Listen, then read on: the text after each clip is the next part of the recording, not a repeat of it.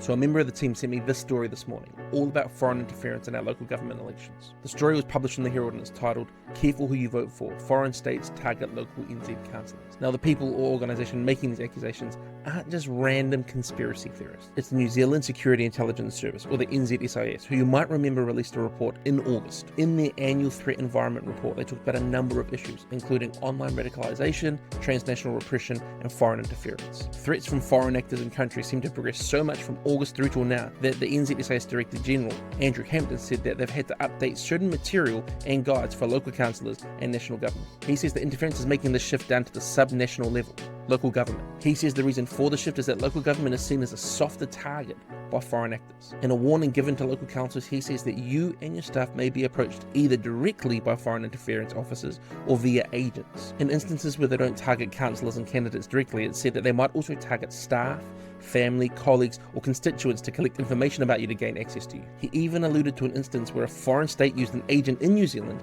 to attempt to bribe a council into excluding a religious group from attending a community event. He wouldn't give further details around that specific situation, and he also wasn't keen to unpackage which countries specifically are targeting us. However, the exact report he was responsible for releasing in August was pretty clear on who these foreign actors are, so much so that the Chinese embassy came out and tried to dismiss the report as illegitimate. Further into the report, it's discovered that sister city links are often exploited for foreign gain. NZSIS has raised the alarm over sister city relationships, saying that while they can bring benefits, they've been exploited frequently by foreign states. According to Radio New Zealand, 53 councils in this country have relationships with 154 sister cities. I was curious to know who might have a relationship with somewhere like Beijing. Turns out Beijing's sister city in New Zealand happens to be Wellington, which reminded me of a story from about 2 years ago, where a bunch of local Wellington politicians went on a ratepayer-funded trip through Asia. At the time, it was reported that Wellington Mayor Tory Whānau and 4 senior city council officials were on a trip to Asia set to cost $50,000. Whānau was cited in the piece saying that it was an established fact that senior politicians, including mayors,